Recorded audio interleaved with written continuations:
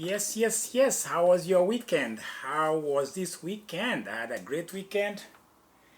I had a good time officiating some young tournaments here in Vancouver and Washington State as a referee. I enjoy that. Some of the things I do here in town, here around the metropolitan area of Portland. This is George Chestnut, episode 40, the 40th episode of my runaway train with athletes. Thank you for being here, for subscribing, for showing love, sending me flowers in comments and views. I like that. Again, it's my anniversary with my dear wife. I'll give that kudos. We've been married for a year. And there's somebody in this family who's been married for a year. You know your happy anniversary to you. No names here allowed. Anyway, so here we go. What do you think? How are you doing, my friend? I'll ask that again. I know we haven't interacted a few days. That's okay. Take a break, sabbatical, or haters.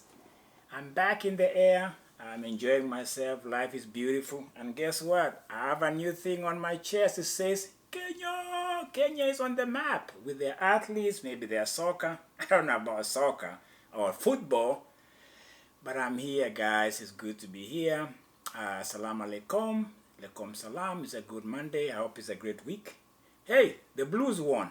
I know you don't know who they are. They're based in London. Chelsea just went there and did what I call knock knock. Who is there? We're gonna crash in with 6 goals, man. Incredible. I like that. I'm a big Blues fan for a long time. What do you think I have in store for you? Maybe some highlights? What about that? Let's go to Poland. Because in Poland we have a party, a great party for what I call Olympiads, medalists, gold medalists, and everybody else. So we were in Portland in Silesia. What a party, my friend. If you missed out, let me tell you what happened there. You missed out. I didn't know you didn't watch. So because you didn't watch, I'll tell you what happened. There was a pole vault orgy. Sneak preview, man. Sneak preview. Pole vault orgy. Yes, I'm not making this thing up. It was an orgy, all right? Because you know what? World record in pole vault. Hamad Duplantis. This guy is a Swede, man. He saw like 6 meters and just went over that pole vault, and he landed safely. The orgy was with the Americans, the Greeks. I think there was a guy from Philippines.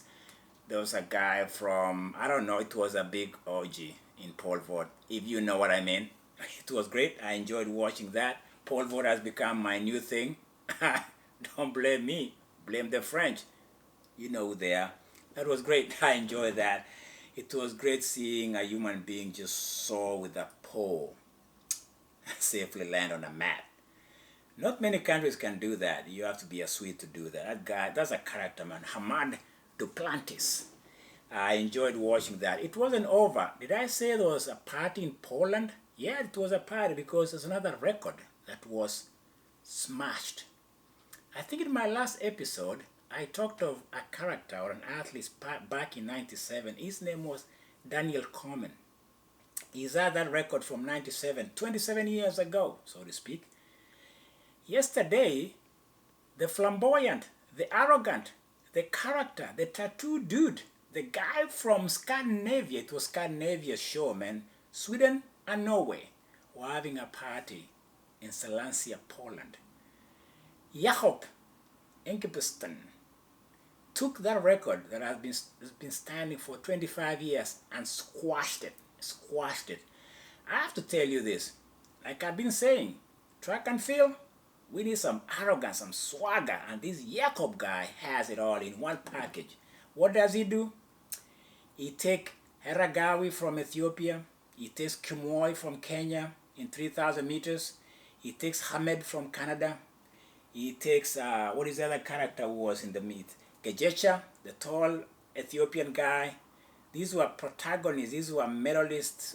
They were not medalists, but they were competitors in the final in 10,000, 5,000. I don't remember. He took them in 3,000 and made them look ordinary because the winning time of 7 minutes and 17 seconds plus, little micro there over there, takes the record from 7 minutes and 20 that Daniel Komen has been holding. In fact, in my last episode, I said nobody will touch it. I was wrong. Because in the penultimate lap that Jacob ran that race, 56, that is quick. What does he do? It's like, I don't know. That's how he is. You remember in World Championship, he took a little bit like, I'm going to stop here, take a sip of water, and win. That's the guy we are dealing with here, man. You know, it reminds me of something. 1996, Wilson Kipketer did not go to the Olympics because of politics and because of diplomatic, whatever you call it. After that, he went into this, what I call tirade. He went into this, you know what, I didn't go to the Olympics, I'm going to smash world records. Because that's when he went ahead and did some damage to 800 meters, a world record that had been sitting there for a long time with Sebastian Coe. Sometimes that's what people need, a little motivation. Jacob didn't do it in the 1500, now he's on the run. He's a loose cannon. He does that brilliantly. I was very happy to see that. So we had 2 records in Silencia, and that's what I'm talking about party. We had a pole vault party, and it was an orgy. You know what I mean? That's incredible, man. I enjoyed that, and it was great to see that party running out there. Tebogo from Botswana, he's a gold medalist, and he's toying with other guys. And it's a fatigue too, you know, after Olympics, people are tired. People are having like, I need to go on vacation. I need some money to go spend vacation. That's what they do in these Grand Prix meets.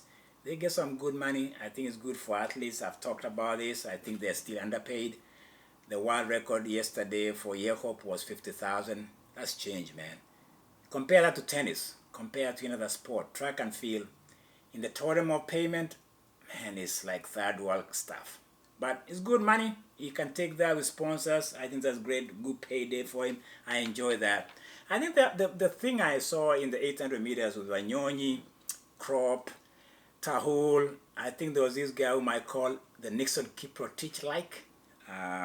There's a young guy from Kenya whom I think people have not really utilized his talent. I think he has potential. 800 meters did not live up to the hype. Winning time on 141 right now looks ordinary, which is incredible. I remember my time, 144, 145 was like, whoa! Right now, 141 is like, it's a good day. It's a great day. 141.8 for Krop was great. He had a gap out of Wanyonyi, took care of business. It was primarily, let me tell you, I think for me as an athlete, they get tired. You can tell. They're like, man, I got to do this just one more time, then I can go home. I saw that 800 did not live up to the hype. I think the hype was in the 2 events I just mentioned. Then the 3,000 meter steeplechase, Helbekali, the Moroccan, the Marrakesh dude, is just like it's like a big dog in the house. The other guys are just toying with. I think Kenya, let's just have to admit as a country, you know, we've claimed this event of 3,000. We've claimed it for so long. We have this pride about it. I think we are living in the shadows. Kibiwot, Serem tried. In fact, he really tried very well. I thought he gave him a run for his money. But let's put it this way. Kenyans are in the wilderness in 3,000 steeplechase. I rest my case. They have to rediscover themselves. But El Bekali from Morocco is running away with it. And I think that's the nature of the sport. Sometimes you think you have it for so long, and then somebody else finds a way, and they're winning. And it looks good, and it looks incredible. 8:04, I think, was the winning time. It's still slow, but it's the end of the season. I think this was a wrap-up show for the Grand Prix and the track and field. After this, I think they go to cross-country, and I'll be looking at some of the events in the cross-country down the road, giving kudos and love to those whom I can. Wanyonyi, my boy from Elgon de Sabot, 800, he's tired. Too many 141s, and he's a gold medalist anyway. It's great. On the women's side, I didn't see much to share on the updates. The 1500 was very ordinary. I think they were just trying to get points for what they call the diamond points. That gives you rankings, better rankings for, I think it's good for your appearance and it's good for your next season, how they look at you when they invite you to these big meets. But nothing rare to talk about. I think Jacob Ingebrigtsen and Hamad Duplatis, the Swede, they made that show great. I think pole vault was pretty much where life was. enough of that, and I'll just finish my episode today on this Monday and look back. I'm going to have a look back in the year 2001, where I'm going to bring a character into your fray. Hopefully you'll appreciate this young man from Kenya. He's from those sides of Embu, central part of Kenya. I don't think he's been given a lot of love, but I think I'll give him myself here. His name is Charles Waweru Kimathi. Before I introduce him, let me put another character here for you to look at. This juxtaposition where you can have been trying to do this, or you can see some narratives on one end and a different narrative. This is an athlete, but I'll give you a freedom fighter who has the same last name, Dedan Kimathi. For Kenyans, if we know our history, if we appreciate our history, I think the Mwai Kibaki era finally looked back and says we need to acknowledge freedom fighters.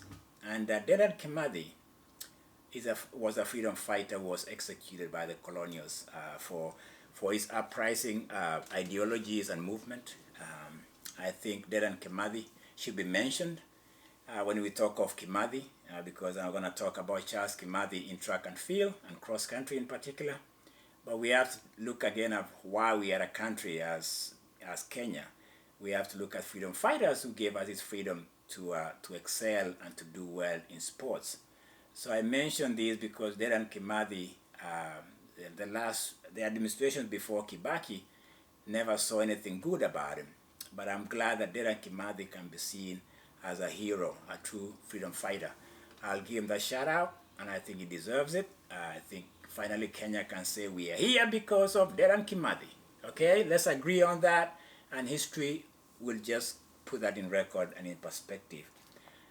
I'll just move on to Charles Waweru Kimathi, because I'll tell you this: if you know track and field, and if you are a historian like I've been trying to give you my all historical understanding of track and field, particularly in Kenya, 91, we had 10,000 meters was an event we thought we had a little bit of a, let's say we could make some noise. That's what I call it. We could kind of compete in world championship. Moses Tanui, I think, won gold medal. And then I think late Richard Chelimo was a silver medalist. That was the year 91. That was way back then. I think I was a junior or I was a freshman. I was a freshman. I was a freshman in college. Wow, dinosaur, look at that. No hair, gray hair. 91. Where was 91? I think it was in Tokyo. Yeah, it was in Tokyo. World Championship. Moses Tanui, late Richard Chelimo, 10,001-2, and I think Khalid Skar, the Moroccan. Oh, Khalid Skar. I'll bring Khalid Skar in one of my conversations I'll have with you, hopefully. Khalid Skar was a Moroccan who's, if you go to the 92 Olympics, you know what I'm talking about. Very controversial. And I think I'll tell you something about Khalid Skar. I think he moved to Norway. He's a Norwegian. He got married to a lady in Norway. Anyway, 91, we won the 10,000 meters in World Championship. It was a great year for Kenya. That was the last time we won, because not only that, we had a wilderness experience like any other event. I think 93, there was the most controversial in Stuttgart 10,000 meters you'll ever see on track and field. It reminds me of Zola Bird.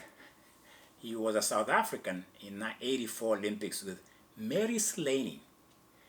There's somebody watching this episode, they know who Mary Slaney is. I think she lives in Eugene. And she had Faith Kipyegon, Sergei Tesge Tango. This was even worse, because let me tell you something.